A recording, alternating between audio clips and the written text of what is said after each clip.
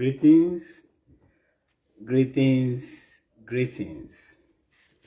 I welcome you to yet another episode of Being a Man. And like you all are aware of this conversation series, it's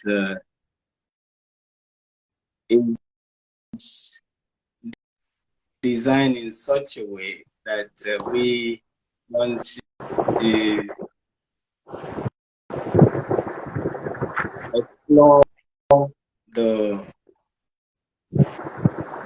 man's journey from boyhood to manhood.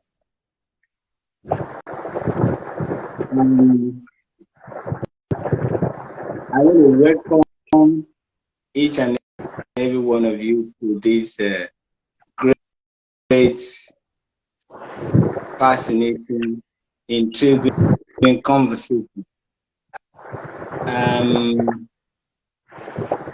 Welcoming my guest because today we have a member. Sorry about the noise that is coming from here. Ali, is that noise coming from you? There is kind of noise from the background. Welcome, Ali.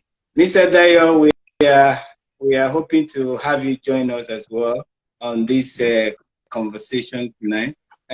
Wherever you were joining us from any part of the world, I appreciate you joining this conversation. Please, I want you to leave in the comment wherever you are joining us from. Once again, I am Ola Akinwe, also known as the Humanitarian Guru, founder of Boys Mentoring Advocacy Network. Boys Mentoring Advocacy Network was established to cultivate our young men and young boys, especially those in their formative years and teenage years. Give them the tools that will help them navigate the journey from boyhood to manhood. And tonight we have two wonderful individuals joining us. I have from the young person, I have Ali, all the way from Pakistan, and I have Mr. Dayo Lomuwagun, all the way from Nigeria. Like I said, I'm your regular host, Ola Akinwe, aka the Humanitarian Guru. Once again, wherever you are joining us from, please leave in the comments below so we can acknowledge the location you are joining us from. We appreciate you. This conversation is heading in a direction that is explorative and getting to know our guests. You know, sometimes we allow our boys to just figure things out all by themselves in becoming men. And having done that personally in my life, I find it deeply that men ought to come out and discuss how they navigated, crossed the bridges, transition from boyhood to manhood that can become a wealth of knowledge, inspiration, education for our young boys and young men growing up.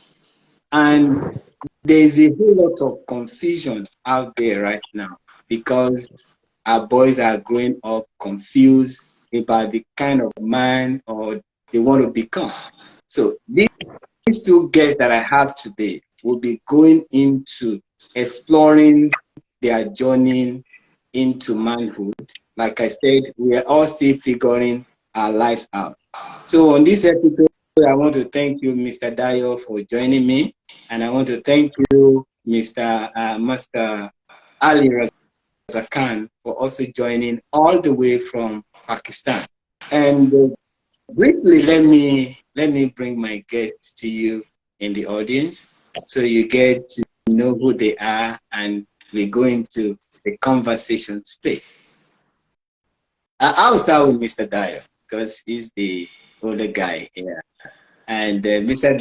Dayo is a fellow of the Institute of Chartered Accountant of Nigeria and an accomplished author, poet, public speaker.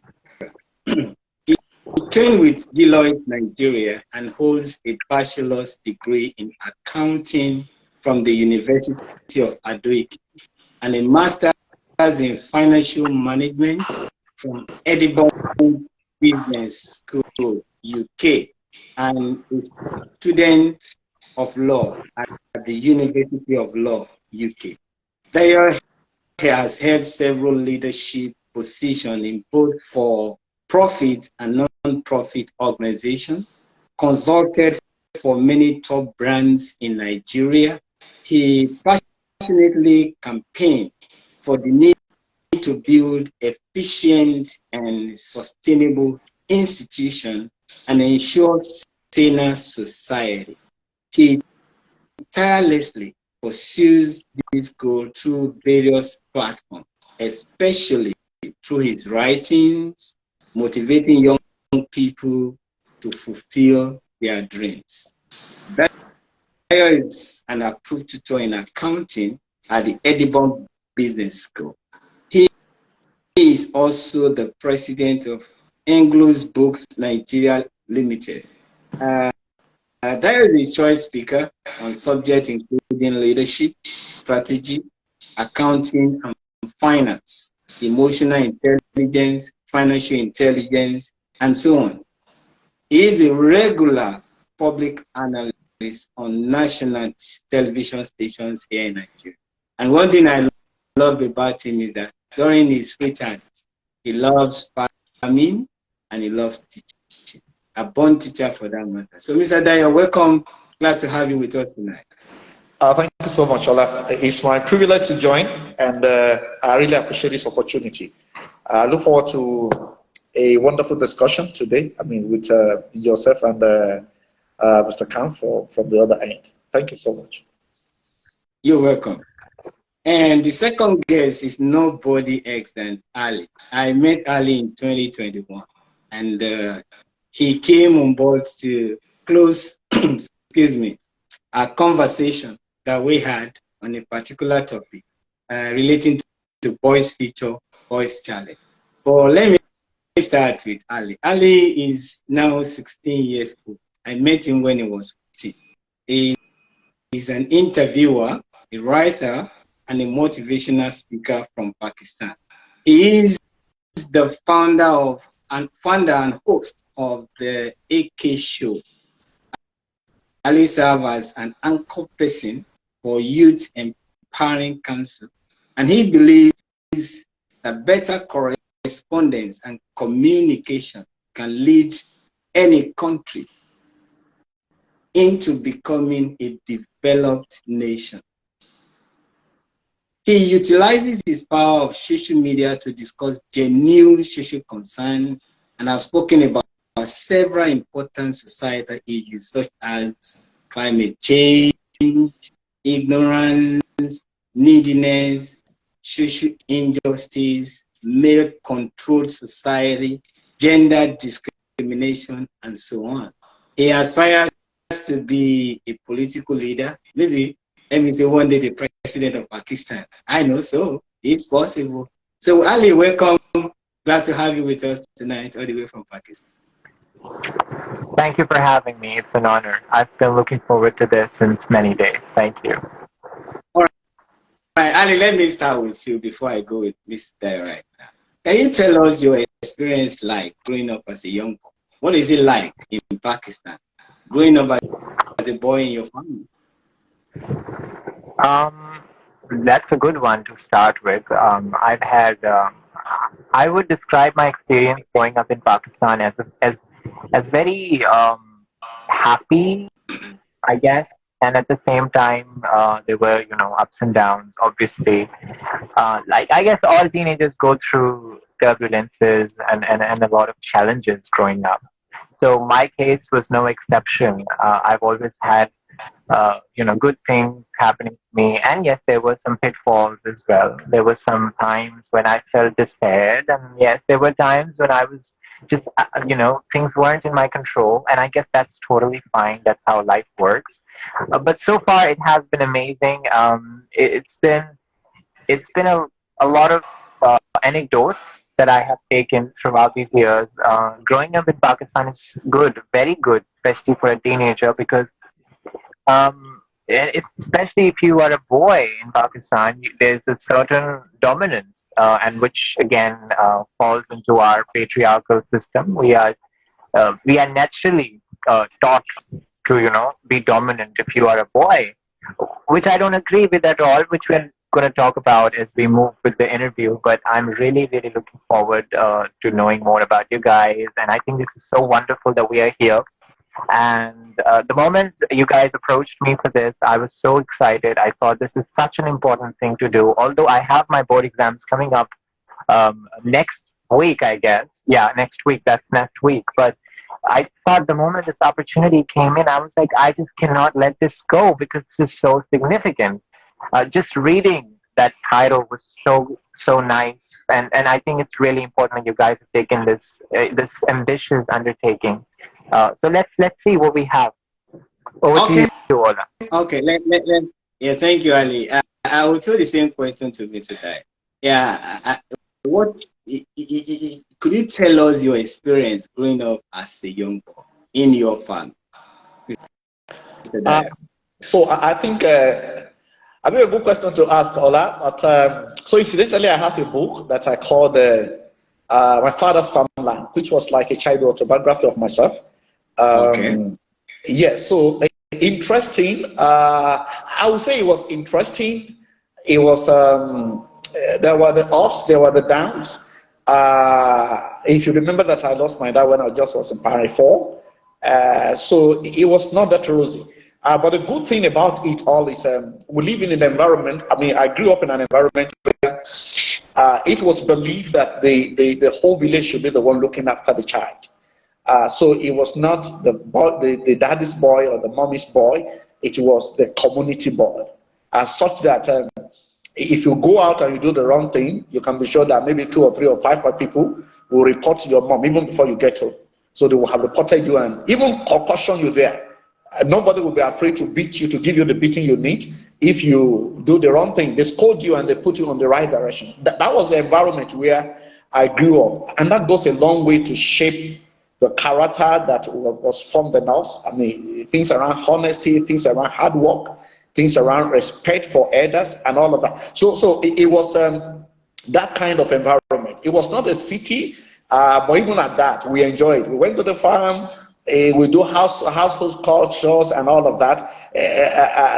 Not necessarily saying this is for the guy, this is for the boy child. No. So you were trained to be a complete boy, and which eventually, I mean, begin to play out as we grow into becoming a man.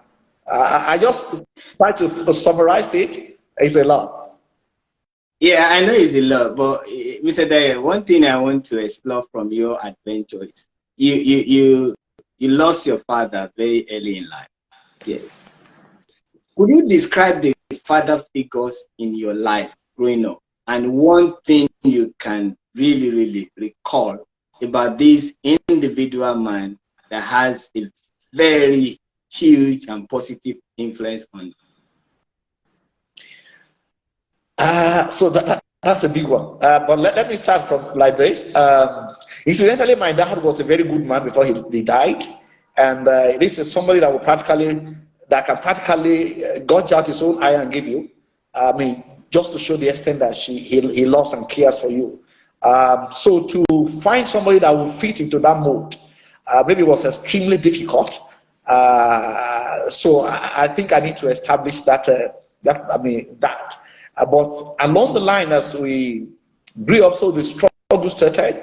And I know my mom did a lot of doing both the father and the mother together. And she would tell us things like, you know, you don't have a dad now. So when you go out and you see the person that has, the people that has their daddies and mummies around, talking to them, be careful to listen and hear what they are teaching them. If it's good, if it's useful, also borrow from it and use it for yourself. You know, I cannot do all the teaching, all the training and all of that. So he was doing both. And I think it really paid.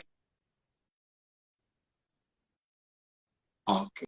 I look up Maybe to. Mr. Dayo And is frozen there. who gives some direction? Who gives some direction? At some point, I want to be. So I asked, what exactly is this man doing, and all of that. And I was following up. I want to be like him. I want to. So I don't want to have a bad record before him. If my mom says he's going to report me to him, then I'm in trouble. Then I fear such scenarios. So I was like modeling my life to become like him at some point. And so even as a child, I began to do that, and I think it paid off. So I can say he's yes, a father figure, but if you permit me on this show, and I'm not saying my mom is an hermaphrodite, but I think he actually played the role of the father and the mother at the same time. I want to little bit agree on the fact that she played a motherly role, but I also want to say is for those young women out there who possibly are raising sons alone, like your mother did, what would you say is that unique kind of quality or character that you see in your mom that really shaped your positive disposition about having to accept the reality of the loss of your father and showing you a man that can model your life? So I think one of the greatest thing I learned from my mom, I mean, growing up, is incidentally she had 6. So she gave birth to 6 children, and you know that's a lot for one person to singularly train. And you where you think you will get help here and there, you probably didn't get the needed help, and so that was a lot of work for a woman to do. But things I learned from her were things around the fact that you got to be strong. And so he continued to tell us that whatever we are going through will come to pass. You see, so it will tell you it may not be rosy now, but let us just follow on prayerfully, do your bit, and this phase will pass. So as I look back, those are some of the things I learned from her, not giving up. So incidentally, when she lost my dad, I think it was still in her early 40s. I mean, still very pretty, and that any man will have looked twice or 3 times for passing her. You know, but she refused to remarry. And I'm not saying remarrying is a sin, that's not right. But to tell you that he was the kind of woman that was so focused, or that's so focused. So all she wanted to do was to nurse these poor children, these feeble guys, to nurse them to become somebody in life, to become persons in life. And that was what took her attention. And she was ready to do all kinds of work. So from trading, from hawking in the street, those are the things we did, to farming, to do all kinds of things that makes you to survive. So things around not giving up, things around understanding that there are phases of life. It will tell you things that is the same wrong, it's the same rain that comes on the people. That everybody got his own challenge, though in different dimensions. But if you stick to it and you don't give up, at the other end, there will be better results. You will smile at some point. And I can probably say by the grace of God, we can look back and say things that has really, turn out for their best. And sometimes you thank God that you were even afflicted with those things because it turned out to have shaped your life so well that you wonder what you have become if you have not gone through those phases. So those are some of the things I learned that I think is useful for me as a person, and I think it will be useful for anybody, whether it's a single mother or anybody at all that develop those character, develop those traits. I think it will really be. That's nice to hear. Thank you for sharing that with us. I'll still come back to you, Mr. Dayo. I will go to Ali now.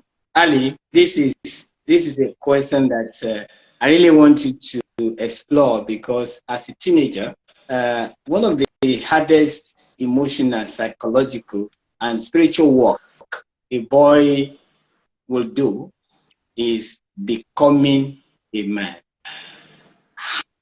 How do you describe the kind of man, Ali, you want to be?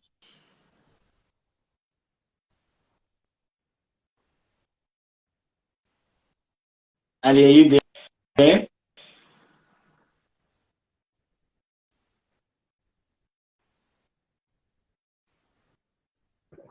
Ali, can you hear me? Yeah, I can hear you. Am I audible? Yeah, you're audible. Yeah. Okay. I was asking, yeah, the hardest emotional, psychological, or spiritual work a boy will do is becoming a man. Would you describe right now the kind of man you want to be?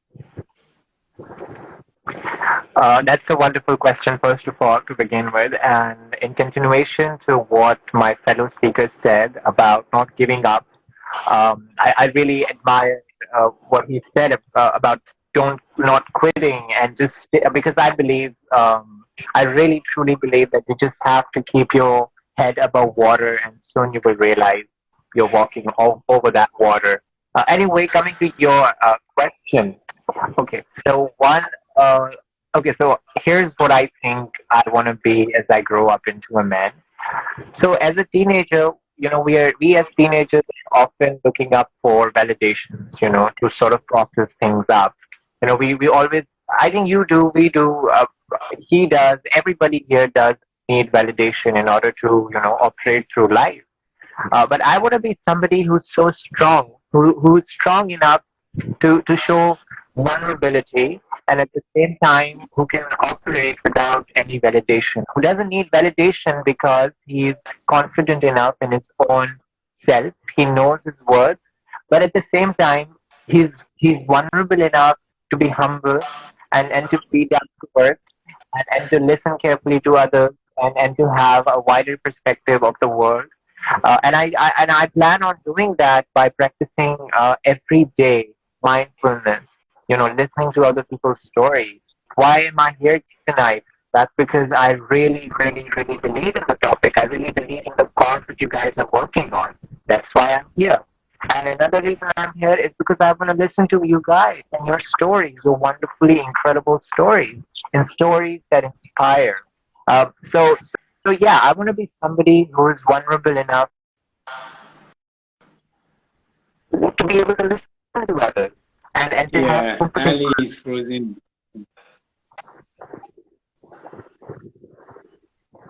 Can you hear me now? So, Ali, yeah, I hear you.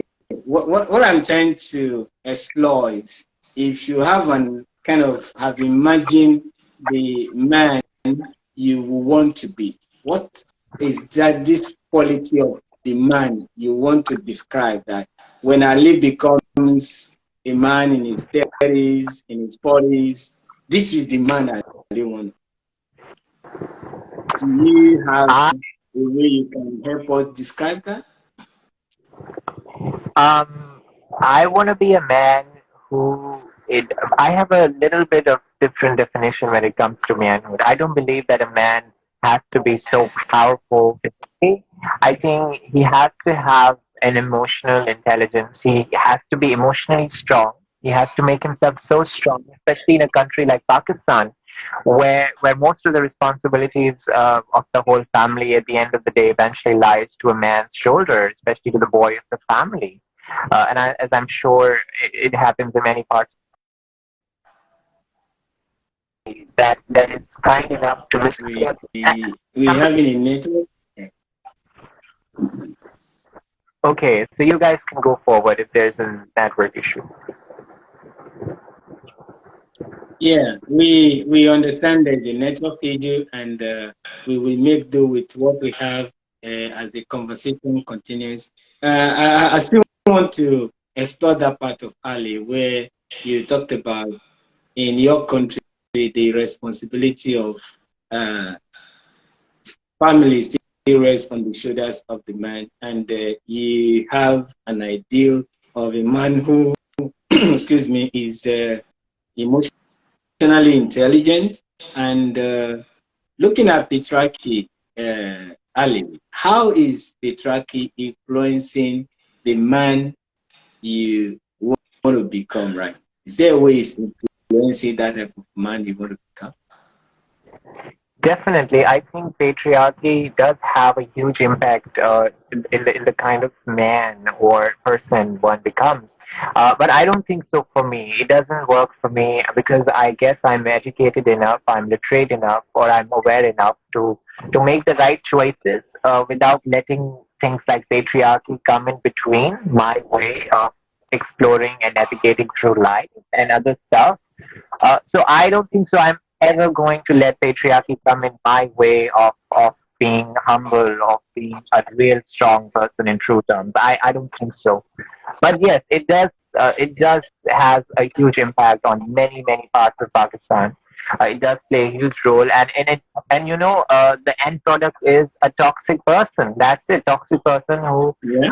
who doesn't respect others, who's not ready uh, to to deal with to cope up with difficult situations, who doesn't have a strong coping mechanism. So these are the things, you know, and it's a very deep thinking. I know it's beyond those conventional methods of how a boy should be a boy should be nurtured, but I guess it just falls into the shoulders of the parents. It's the parents' responsibility. It totally relies on parenting, how you manage with child when he's a boy. What kind of notions, what kind of beliefs do you instill in your child? Do you want your child? Do you want your boy to grow up becoming into somebody aggressive? In a world where there is already so much aggression and everybody is just ready for wars, do you really want that? So, you know, we have to really think because we have to prepare boys who can lead, boys who can understand and solve, not destroy, destruct, and just, you know, diminish things. So yeah, that's my definition of manhood and man. Thank you so much for sharing that with you. I really tapped into the knowledge of what you just shared. And I want to go to Mr. Dayo now because when we read in his bio, he's a man that has gone through schooling and education. Mr. Dayo, was schooling important to you growing up, and why? And how did education improve your life? So as to, I mean, growing up as a young boy, as a little child, whether schooling was really important or not, I don't have an, I never had an option. My father was an assistant headmaster. That's like the head of a school before she died. My mom went all the way to become one of the most respected headmistresses in my community. So you cannot say you are not going to school. So they both go to school. And so I don't have any, I never had any say whether I was going to school or not. So do you see that as a privilege that you were school made a lot exposed of to the importance? Yeah. So would you see that as a privilege, Mr. Dyer, please? Would you see that as a privilege that you were exposed to education and schooling early in life? Oh, definitely. Definitely. So, and I will never take that for granted. It was a blessing that you came in from, I mean, a very literate family. Your father is a teacher, your mother is a teacher. So it was a big blessing. And I don't remember whether I read those days, even to the end of primary 6 or something. But then I was considered brilliant in the class. Why? Because you come from teacher. So you hear the thing they discuss, you listen to news, you read newspaper, even as a small boy. So ultimately that shaped my education and my love for, I mean, to begin to like to go to school and all of that. So, but as I graduate from primary schools, I've already begun to have a sense of what I want to do. I want to go to commercial class. I want to become an accountant. You know, I begin to think along that line. And as to whether education was important or not, I think it's of extreme importance. and because I wouldn't have become whatever I have become under God today without education. And I'm not saying that people who have not gotten education are useless in life and they can't still make something in life. Lots of people are not educated and they are doing very good for themselves now. But I'm saying to the extent you have opportunity to go to school, then it's something you really want to embrace because it will enhance the realization of your dream at the end of the day. If you think education is not important, then consider the cost of being ignorant. So, liking education as a boy, as a young boy, maybe not really, because I was formed in that mode. I had to go to school. But as I begin to understand what life is all about, the priorities of life is all about, I think education became critical. That even today I'm still learning. And any opportunity to read, I read. Any opportunity to do a short course, maybe on the internet or something, I quickly do that to update myself. Because learning is from birth till you die. And if you are not learning, then you are dying. Thank you. Wow.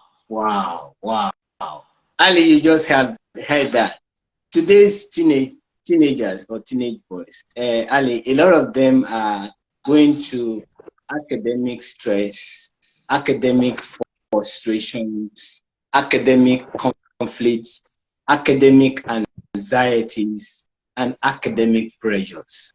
How would you wanted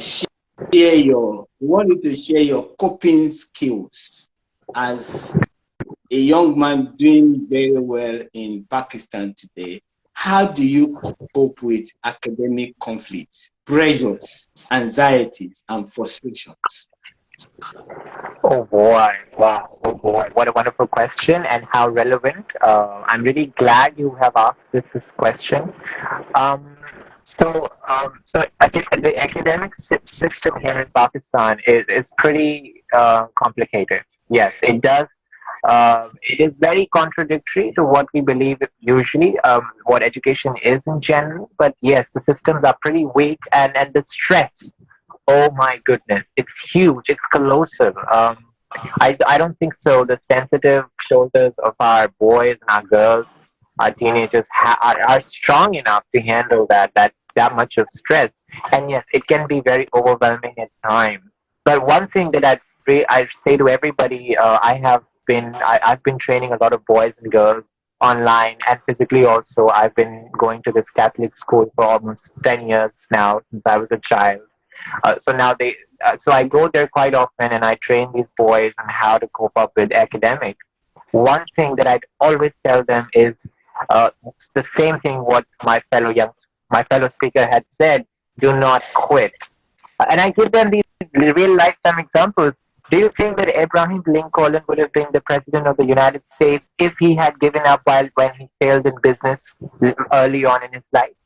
Do you think that Albert Einstein would have been the greatest scientist of the world if he had given up when he was expelled from school and the teachers proclaimed that he's mentally unstable? Do you think J.K. Rowling would have been the greatest novelist of all time if she had given up when Harry Potter was rejected by 12 publishing houses? So we have to start analyzing things, and these success stories are there. You just have to, be inspired, and you just have to, and yes, education does play a very important role. And the academic, and now here comes the question: how do we cope up with the academic stress? To be very Yeah. honest, it is real, and I have gone through it myself personally. I have my board exams coming up, and the pressure is real, bro. I assure you.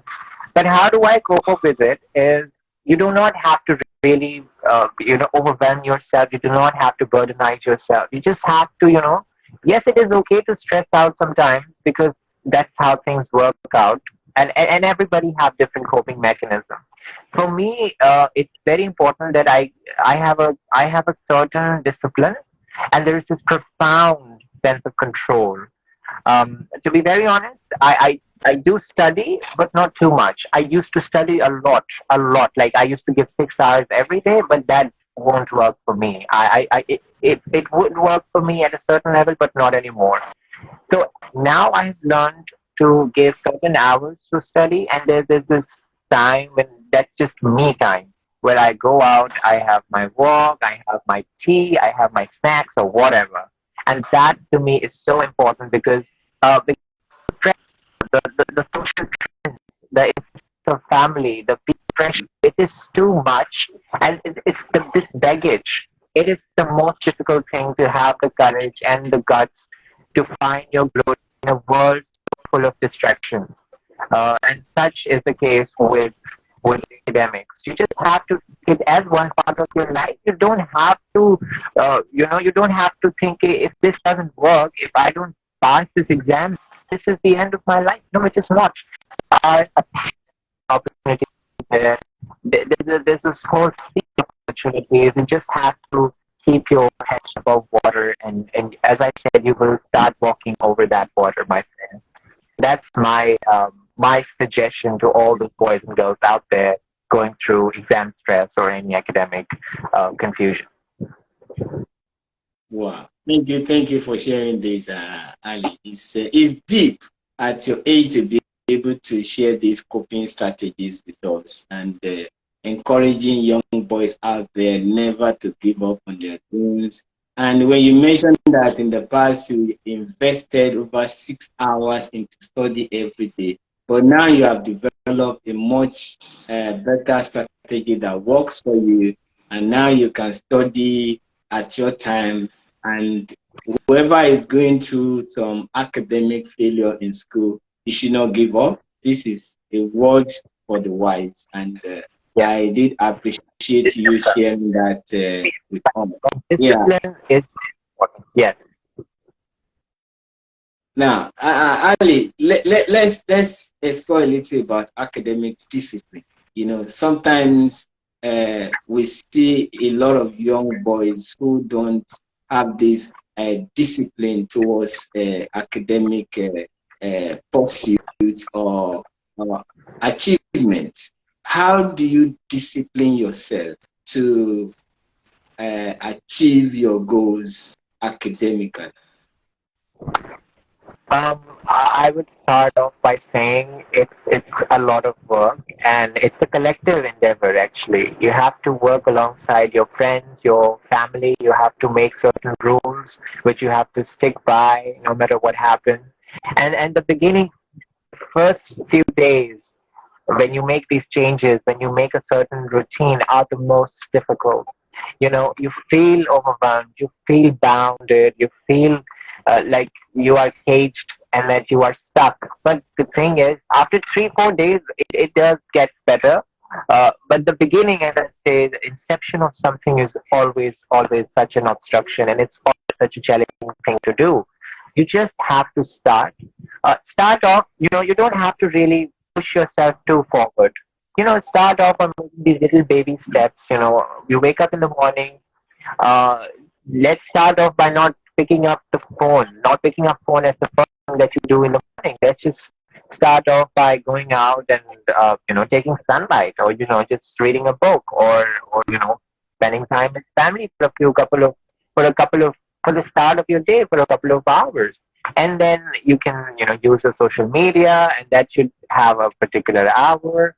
And then you go on to take care of your personal hygiene, you brush your teeth, you do whatever is part of your routine. And what works best for you? Everybody has different needs. Everyone, cycle is different. So you just have to identify that and work and prioritize. Prioritize what's most important for you. Have a hierarchy triangle.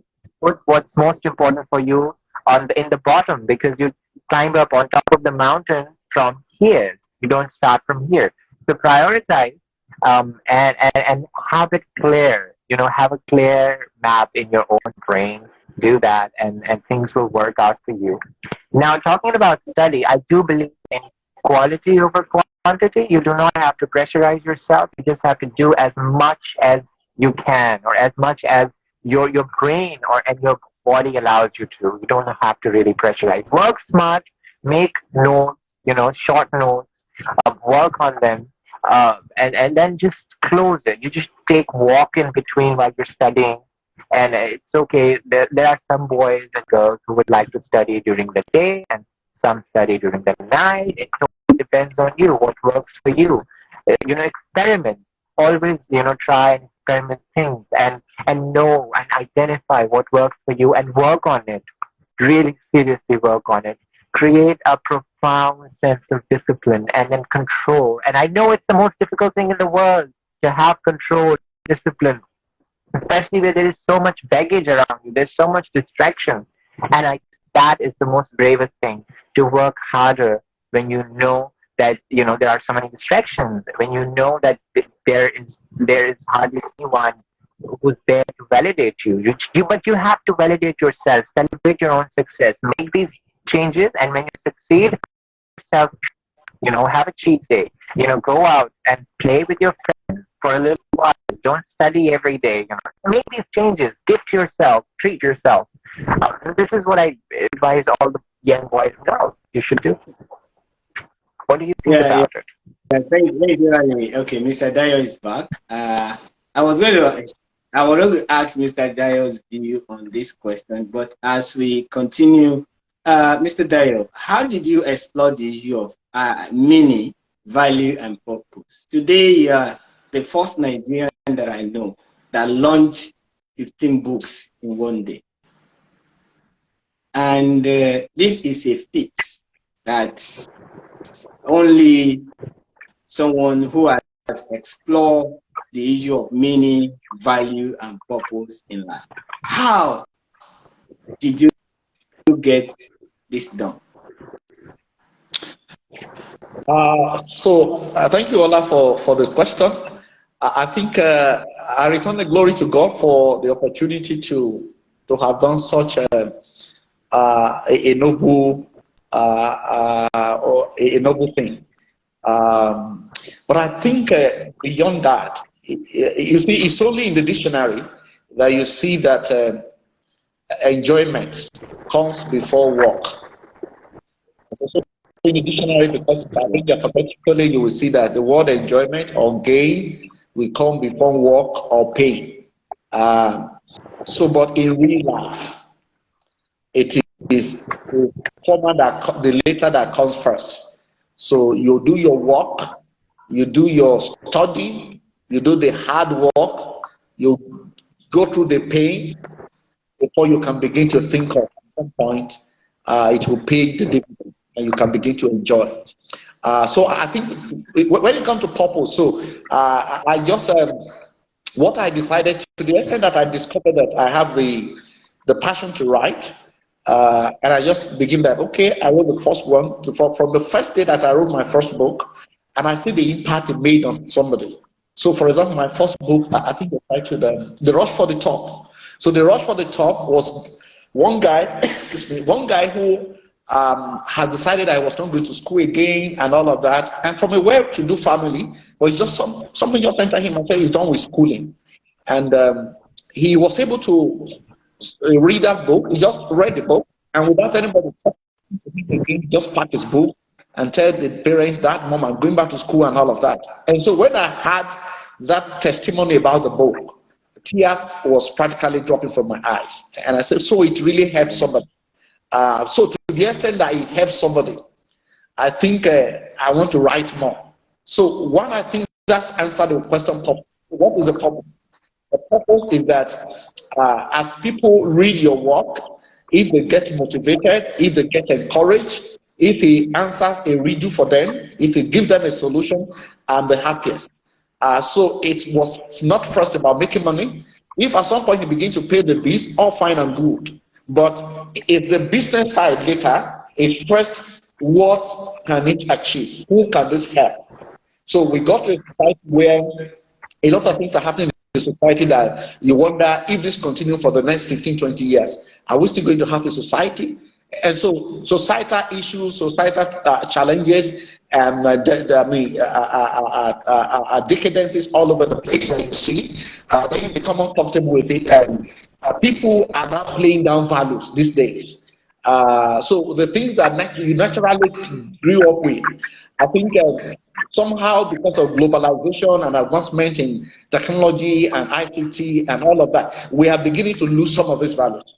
And I thought there's a need to begin to, yes, as far as some of these things are good, but we also need to begin to emphasize value to this generation, so that we're sure our society will still be there in a few years to come. And some of my work, or most of my work, are around values of honesty, neighborliness, love, and all that, just to have a society. So I think if I answer your question correctly, the purpose is, who is this helping? Those are the things that drive me as a person. And even apart from my writing stuff, those are the things I have in my mind. So who is this one helping? Am I impacting life? Is this going to impact somebody positively? Is it going to leave a good legacy somehow? So if it's helping somebody, then I think it's purposeful. I see the purpose. Then the passion is something I like to do, and all of that. So these are the guiding things. And the issue of value, you see, it does not really matter what we think of values today. The truth is, there's no man that has ever grown beyond this value. Okay, so with brilliancy, with your contacts, with your brilliancy, with all kinds of things that is at your disposal, you can rise quickly and you rise to the top. But whether you are sustained at the top or not, it depends on the values you have. So you need a value to actually sustain yourself. Anybody can rise up, anybody can rise to the top, but not everybody will sustain the top if they lack the value. So as a person growing up, personally, I know that I'm not helping anybody by keeping the right value. I'm actually helping myself. And it is when you have helped yourself that you have the local standing to help the society. So if you yourself need help because you lack purpose, you lack value, there's no passion driving you, then I think the society is going to be in trouble. So purpose, who does it help? Then that can drive you. Then you decide whether it is worth your passion. And if it was your passion, then you need to have the right values. Values of honesty, values of virtue, values of integrity, values of doing the right things, whether anybody is watching or not. And I think this is useful for anybody, whether it's the younger boys or the younger generation or even the adults. Thank you. Oh my goodness. That was explosive, Mr. Dayo. That was really, really explosive. And I can agree less on that. Like you said, anybody can rise to the top, but only value can sustain you at it. That's huge, and that's the word to put in tonight. Ali, I realize that a lot of young boys are hungry for fathers who can care and connect with them.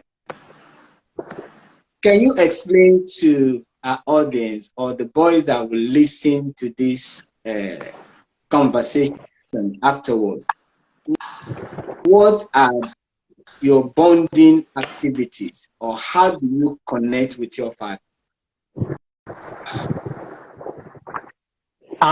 Okay, to begin with, he has been a huge influence in my life, and I love it that you have this question in your interview series. Fathers do play a pivotal role in shaping a child, be it a boy or a girl, into becoming better people and a better humans, perhaps. Again, learning to drive a bike or learning to, there are so many things. It's a huge list. My father has been a huge figure when it comes to, so he hasn't been a huge, I wouldn't say he had a huge influence, but he provided me with the basic tools that were needed for me to be a strong person or to be a confident human being. He gave me a canvas and he gave me the liberty to decide who I want to be.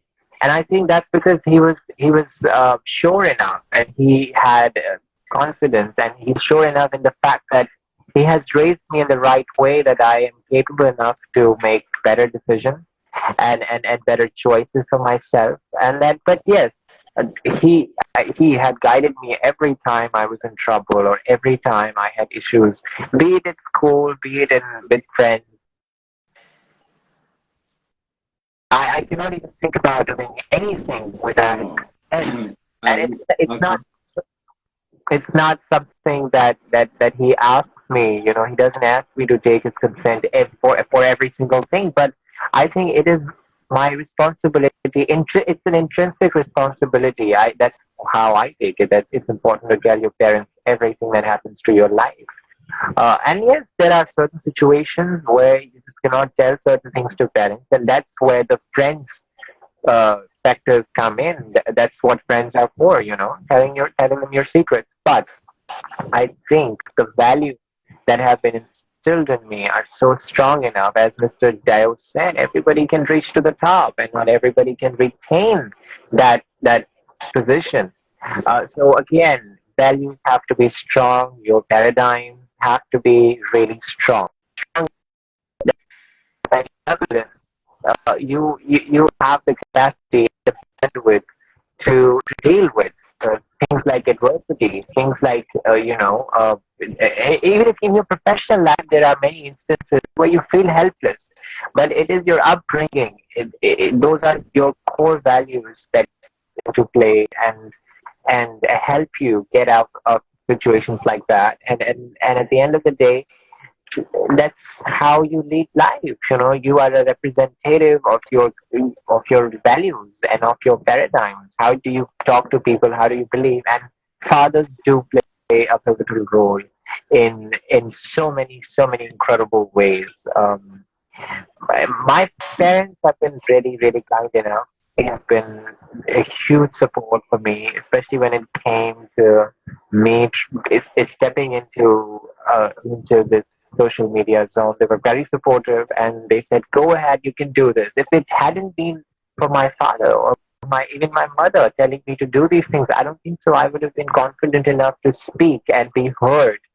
So it's a huge responsibility that my father, my mother has paved my way into becoming a global. Would, would, would, would you say right now, because sometimes when you look at boys in their 15, 16, or 14, 15, 16, you find out that they're more of concealing things to themselves. They conceal things to themselves. How do you, or how does your father get you talking when in most cases you feel like you don't want to communicate with anybody in the house? Because I see scenarios where boys just don't want to be on their own, and their father wants to get information from them. How what do you think your father do, or what is it that he does that help him get out those information from you and come back into that bonding activity? Maybe after you have one or two frictions together. That's a very good question. So practically speaking, and to be very genuine, in cases like that, he doesn't speak because he knows that I will speak anyhow when I feel right. But I think sometimes silence is better than just speaking and blabbering out things that you know will be destructible and things that you know will have a destructive effect on a lot of relationships. But again, the way uh, my father has never really been a father. He's always been a huge friend. He's been like a friend and has always been like that. So what you do with friends, you share your personal secrets, you share your difficulties, you share with them every obstacle that comes your way. So just the fact that he's been like a friend, I think it's very rare, especially in a country like mine, where you are not even supposed to call your parents by name.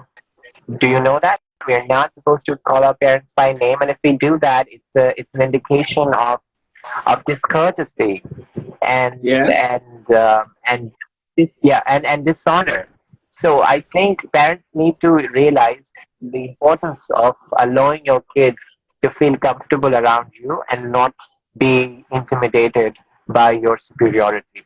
You parents are superior in so many ways. They provide you, they nurture you, you rely on them in so many ways, but this is also very important. Emotional connection, connecting to your parents on an emotional level, I think is very rare, especially in today's world, because children tend to keep certain things, secret, especially from their family, and that leads to a lot of depression and anxiety, especially in a situation where you are helpless and you do not know and the things that are happening to you, you are not able to share with anybody, and even worse. They're aggravating. We're joining that. All right.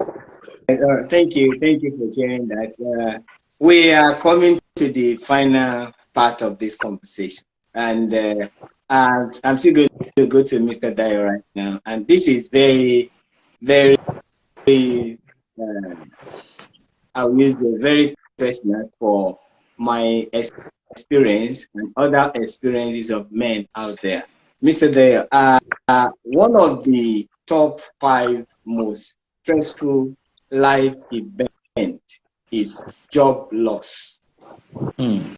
And when I mean job loss, is when a man loses his job in the middle age. And this happens to many men and comes as a huge shock, and they don't know how to go about this. Would you want to share your experience, how you overcame this and the sudden shifts it brings into your life? I see. So I didn't ever say you were going to ask this, but now that you have asked, okay, I will. So I really think, I mean, all thanks to God. Again, if you look at life, that is the same rain, is the same storm. And one of the scriptures says that, so because you are a righteous man, you cannot take the rain should not descend on your house. Or because he's an evil man, you should take the rain alone. No. So it comes from everybody. And somebody Solomon wrote to say, there's really nothing new under the sun. Okay? And so if you look at it from that background, I think what will be with me? Okay, so and there's no point crying over your spilled milk. When your milk spilled, then you still crying. You want to pack it from the floor? No. So you should gather yourself as a man, as a person, and say, how do we move on from here? Okay. So I think the first thing is, what necessary adjustment do you have to make? I mean, it won't be easy, but then what adjustment do you need to make? So you are somebody here that has been spending $50 or $100. Now maybe it's time to adjust it to $20, because even the $20, you are not sure where it will come from because you just lost your job. So I think first is the realization that you are not the most unrighteous person on earth. That is why that happened to you, and it's the same sun, it's the same rain that it will have happened to anybody. Now, two is the fact that you begin to see, come to the reality that you need immediate adjustment in your spending. Okay, and I think the next thing will now be, what can you do in the immediate? Yes, you will throw around your CVs, you will apply here and there and see whether you can get a new job. But before the job comes, I think it is also important to see what values can I add. It is somebody wrote, he said, man does not live for himself alone. In others' good, in the good of others, he will find his own good. Okay, so by helping others, you will find help yourself. By seeking the good of others, your own good will come. And it's a natural phenomenon. It's a natural principle. So I think at that level, what I began to ask myself is, how can I make little values? How can I add little values here and there? And so those days you'll see me, for those 2 years that I was out of job, thank goodness I was still doing something, earning maybe a quarter of what I used to earn or thereabout. Clearly it's not enough. But I also ask myself, what other values can I begin to add? So I will go to some of the schools nearby, give free speech. I just motivate the young boys and girls there. Just tell them a little about myself, a little about their future, how they can get there, and all of that. And to the extent that they like it, they smile at me, they say, Uncle, you taught us something new, they like it. I was excited for that. I was happy. That was enough for me. Then it was also, you recall also that I launched my first 7 books. And those 7 books were written within 7 months. So I also that I had time, and I told myself that you won't have this kind of time again ever. So make the best use of it. So in the morning, I'll sit down and write and write and write and write. In the night, I will read and read. And sometimes my wife will leave the food on the table and they go. And it will be around 2 p.m. that I remember I've not taken my breakfast because I was committed to writing that. When I tell people I wrote those books in 7 months, 7 books in 7 months, they still won't believe. A few people will not believe it that, oh, how can you write 7 books in 7 months? But I'm talking about the idea about you don't celebrate the bad season, but as a way you can turn to be the better season. Because that if the devil meant you for evil, turn it around for good. So he will be ashamed that he will try you with that kind of nonsense. And so what I'm saying in essence, in summary, is when things like that happen and you lose your job as a man, clearly it's challenging. But there's the reason you are a man and you are not called a baby is because you know how to take some of the shock and to think straight. So you won't be crying as a man, say, oh, they have lost my job, and you'll be weeping, and everybody will say, what has happened? You say, I lost my job. Who does that help? How does that help you? So you need to come to realization and sit and say, what do we do next? And once we begin to ask the right question, chances are that you will get the right answers. So what should we do next? How do I add value? Some of the value will not bring money. So it does not have to be gain. But what I think is you cannot consistently add value and value will not come to you. It's not possible. You cannot consistently add value, and value will not come. It definitely come back. So adjust your spending. You that have been spending $100 now, you are not even sure $20. Adjust your spending to match the current reality. Discuss and communicate with people around you, your spouse, your children. Discuss, let them know you lost your job. There's no point hiding. Let them know the current reality. That now dad doesn't have a job and he's trying to do something. He will do his best to make everybody weather this storm, but also understand we should communicate. And as we communicate, don't just sit down at home idle. Go out. Even if it's a menial job, it is not the best of the job, but there is dignity in labor, in hard work, in labor. So I don't care where the money comes. Once it's legit, once it's not fraudulent, once you are doing a legitimate thing, you want to do it. I'm hoping and praying that the bigger thing soonest. So I think those are the things that helped me, and I also owe it to God that I was able to put myself together by the grace of God and move on. And I think it turned out for better for me, because if that has not happened, I wouldn't have gotten time to write 7 books and not 7 books at the same time. If that has not happened, I wouldn't have had time to write 15 books and not 15 books at the same time. It gave me massive advantage to know, beyond this money thing, there are some values in you that you can even push to the world that could be a lot of benefit to generation even unborn and for more important of the books. Thank you so much, sir. Thank you for this, because one of the things I see about men, a lot of them immediately they lose their job, or because life stress come to us in different phases and in different forms. Some it comes, they lose their job. Some it comes to divorce. Some it comes to the death of a partner. Some it comes to the death of a loved one. Some it comes to illness or injury. And, but we all go through these phases in life. You can't live in this life without having to have experienced one of these, whether the loss of a job, the loss of a partner, you have illness, you have injury, or whatever it comes. But the resiliency and the ability to be able to find reality in what has happened to you, like you talk about adaptation and adjustment into the new reality, has helped you to write your first 7 books and propel you to write the other 15 books. That was one strength I want to draw from you, so that men out there will think, oh, this will come. But in any case, when it comes, this is what we can do to ensure that life still move forward positively. That's a great resiliency there. Ali, we're coming very close to the end of this conversation, and I want to ask you one question that is very dear to my heart. What are you doing to help our planet, Ali? Oh, okay.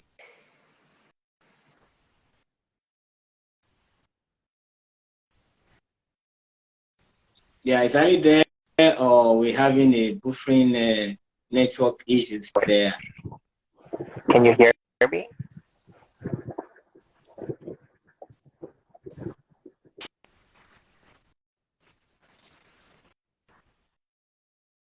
Ali, do you want me to come back to you when your network signals are much better?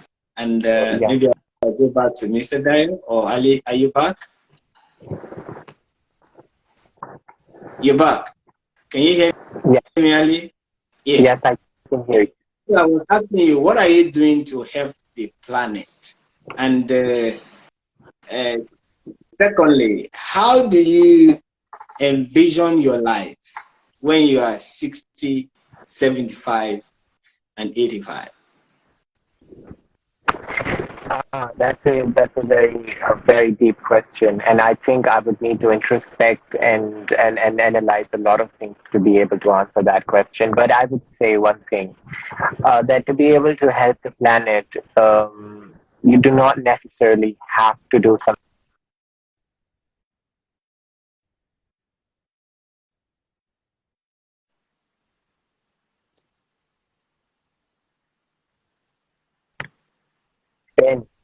that helps the planet practically.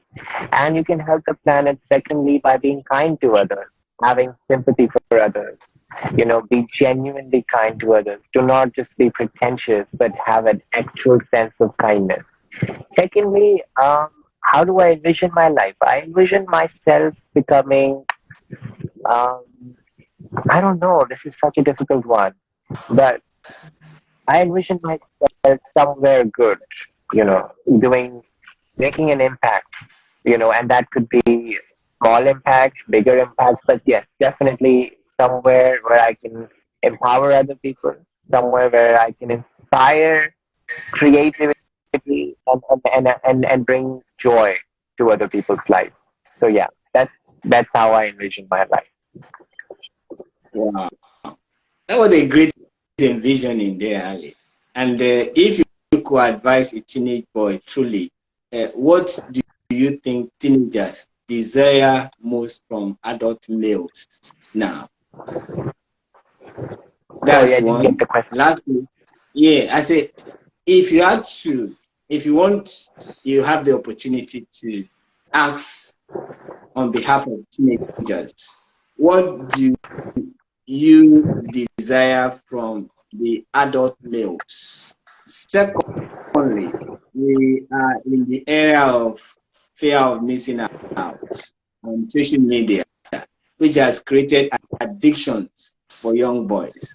How do you overcome social media addictions? Well, those are two questions mingled up all together and very important. Both of them are very significant questions. So the first one, as far as I could understand, you want me to answer this question by asking what I expect from an adult or from adulthood. Yeah, yes. Okay, so you want me to ask you. Yeah, no, yeah, you can ask that, or you can ask me, yeah. What do young men, young boys, what do they expect from older men right now in the world? What are their expectations from us? We want to know. Because you are in their world and we need to connect to your world to be able to know how to access and penetrate to your heart. So if you want to speak on behalf of boys globally today, what are your expectations of us? What do you desire from us? Well, first of all, to begin with, a lot of respect and a lot of acceptance, and being open to new ideas, because this young youth, because you guys are Oh, millennials and Gen Z. Yes, that's true. That's how I perceive it. You guys are millennials, and being a Gen Z, I have to say that we are kind of wrecked up as far as serious life issues are concerned.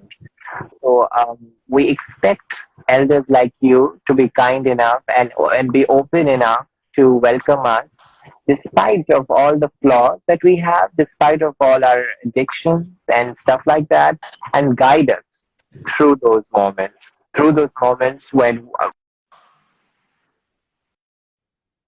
and they are wrecked up in terms of their health, in terms of their mental approach towards things. They are pretty much wrecked up. So people like you are there, and I would really, really request all the adults of the world to help youth become better versions of themselves, and to help youth amplify their voice, be heard, because this Gen Z, this youth, is full of ideas, and they are the future of this planet. So they just need a little bit of empowerment and a little bit of work, and they will be out and about in the world creating history. So yes, I expect a lot of acceptance and kindness and a lot of, less judgment. And the second question you asked me, in a world of social media, how do I balance things? Well, firstly, in the year 2021, I started making these videos. I was everywhere. I was pretty much, all over the place.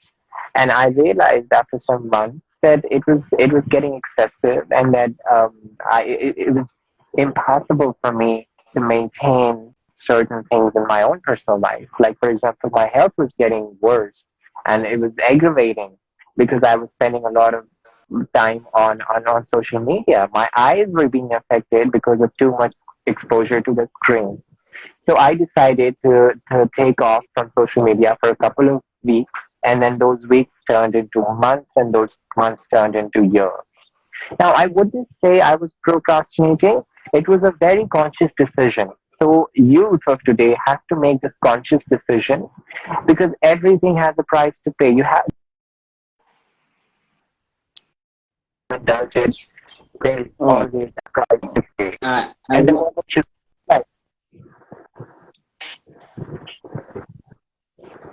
yeah, thank you, Ali. That's one of the best closing parting words you gave. You just have to be conscious of the decisions they make about social media, and it will be hard for a lot of them to really accept the fact that you were off social yeah, media for over a year.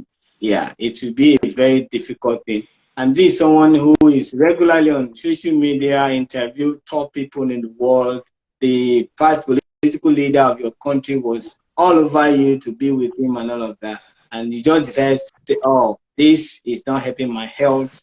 This is, I need to strike a balance and all of that. So that's a good one for you to maintain your mental health. And I really appreciate that. I will leave maybe one or two interaction with you and Mr. Dayo after Mr. Dayo have answered this question. Mr. Dayo, you have two questions here. You can either answer one or you either answer both. One, what is the greatest question you've ever asked yourself? Or how do you want to die?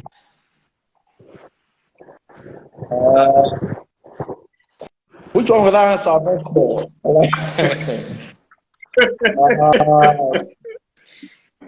So, but I think maybe I should answer the second one. How do I want to die? Yeah. Because the first thing on that is death. The surest thing for any man is death. And unfortunately, is the only thing that people hardly prepare for. Yeah. So that's just the irony. It's sure it will come, but unfortunately, people hardly prepare for it, and because we think we don't have a control over it. But I think for me, when there comes, I'm telling that, hold on, and let me do all the things, the good works I want to do, and make a lot of impact, so that after your death, you are still living. So after you die, though died, you are yet speaking. So your works are run. The people you have touched, their life are all over the places, and they can, in their conversation every day, they refer to you that, oh, that guy helped me. In their conversation, they refer to your writing, that his writing helped me. So that while you are gone, long after decades and generations after you have gone, your name, your legacy lives on. I think for me, that's a way I will want to die. And then also, when I'm ready to die, I want to be sure what now happens after the life after. I mean, if we all believe that there's a life after life, how do we want to die? Because really, life is the beginning of death, and death is the beginning of life. If you look at it that way, that life is the beginning of death, and death is the beginning of life. And so it is critical, it is important that you also prepare for that. So the first life, you are not preparing for it. You don't have to say that. You just find that they have pushed you out as a baby and you cried and they say, welcome. So you don't really have a part in that. But how you die or how you live your life, what legacy you leave behind, I think that is up to you to decide, as God will be helping the individual. But for the second one, what's the greatest question I ever had myself? I think it's around what legacy you want to leave behind. What will people remember you for? Because really, like you said, I mean, the two questions, people die, they don't know when they will die. Yeah. So you don't know a few minutes after this discussion. I mean, we pray is a longer but that's the reality. Because even the fetus in the womb, the fetus in the womb dies too. Yeah. So it can come anytime. But if God gives us the opportunity, we should live a life that leaves a legacy behind. I want to live a life that leaves a legacy behind, that long after you are dead, you are still speaking. Oh, thank you. Wow. You know, one of the things that I'm so conscious of is I live every day as my last day.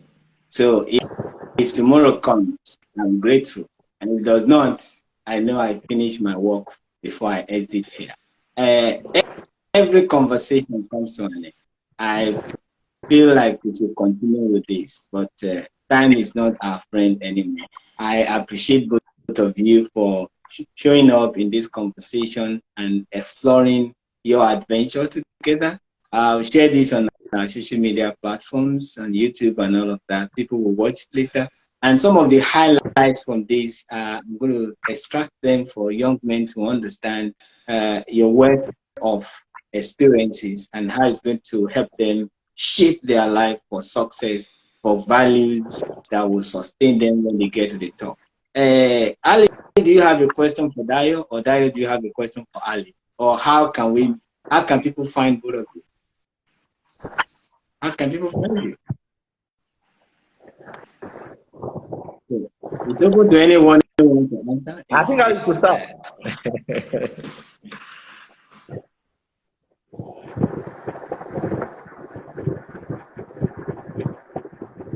Yes, I will think Ali will start. Okay. Ali? So first of all, yeah, I can hear you. First of all, it was a pleasure sharing screen with both of you legendary figures. I think Mr. Dayo, as I heard, is a prolific writer, and I'm really looking forward to exploring more about his work. Ola, I have known since 2 years, and as far as I know him, he is doing some great work in his personal or whatever the realms he is, and truly admirable work. I would really like to ask Mr. Okay, and for those of you watching, you can find me on Facebook with my name as Raza Khan. You can follow me here on Instagram. This is my newly made Instagram account. And I'd like to ask Mr. Dayo. So I ask this to everybody, and this may sound a bit narcissistic, but I would like you to tell me, how did you think was this conversation, and do you think that I need to improve on some areas? I would really love to know, because coming from you, you being a public personality, you have dealt with people and you know these things better. So I would really like to know, how do you think, what kind of things you found in my personality, and what areas do I need to work over? Over to you, Mr. Dayo. So Ali, allow me to start this way. Again, Ola, thank you so much for the opportunity. And Ali, I really appreciate the fact that we are together today in this conversation. And I think it's also the opportunity to come into your space and also to spare my space. And I'm trusting God that there are things we can do together in the future, even with Ola and all that. So for me, it's a big privilege, and I really appreciate it. So for the question you asked, I think, so incidentally, I'm getting to know you for the first time, speaking with you on this platform. So it will be too hasty for me to really evaluate. And again, for all you care, all of us are learning. And the truth about public speaking is that you learn everything. So especially if it's a live program, even the people that the newscaster, they will tell you sometimes they come on air and they still have goosebumps all over them because you never can tell. Because something about public speaking is the fastest way to write and is the fastest way to fall. If you look at it like that. So people like you because you speak and they like the thing you say, but one stupid comment can bring you down. One stupid error can bring you down. So usually, you won't say you have graduated in the school of public speaking. So it's to continue to develop yourself, to evolve, the consciousness, understanding your temperaments and all of that, bringing everything together to bear, knowing that through public speaking, you can rise so fast, and through public speaking, you can plummet and come down so fast. And so if you have the consciousness, I think that will help. And as I speak to you, I speak to myself, and I think I speak to Ola, I speak to every public speaker. So thank you so much, Ali, for having to spare your space with me and with Ola. My name is Dayo Lomuwagun. My Facebook is Dayo Lomuwagun. Once you just put Dayo Lomuwagun to come out, and it's the same thing on my Instagram page, and Dayo.Lomuwagun.online. That's my website, and I can access it. Thank you so much, Ola. Well, thank you, audience. Thank you, Mr. Dayo. Thank you, Ali, for this time we spent together exploring your adventure. I do believe one thing, and I say this with almost sense of respect to everyone. Every day you have 4 things to do, and that guarantees, if you evaluate your day, that you have lived it well. And the first one is to love others. The second thing is to inspire others. The third is to create values and value others. And the last is to educate others. We are here to live, and this is my philosophy on how I live my life every day. When I woke up, I find out, who do I express love to today? In terms of sacrificial, in terms of who do I inspire with my life today? What kind of value do I want to bring in my day? And who do I want to share my knowledge, education with? People I want to bring out their potential to be more and add more to themselves. So if we all do this, we have a better society. This is my own way of contributing to the planet, and I can't do this without you. I left a link to the comment section pinned there. If you want to find out more about the work we do with boys and men, you can click on that, and you can see how you can connect with us. With that being said, I want to appreciate the 2 great men I have here today. Live, love, inspire, value, and educate others. And your life will experience a phenomenal growth with less of regret. With that being said, I would like you to join us for the next episode next week. We'll be having some amazing men who will be coming on board too. I say thank you and God bless. Bye. Thank you. Thank you.